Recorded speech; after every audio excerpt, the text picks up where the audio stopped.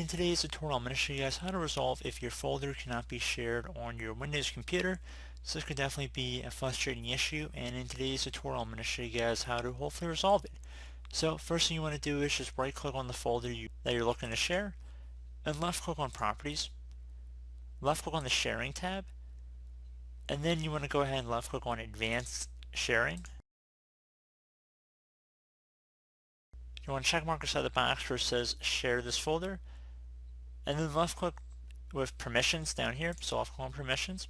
Once you select that, left click on add,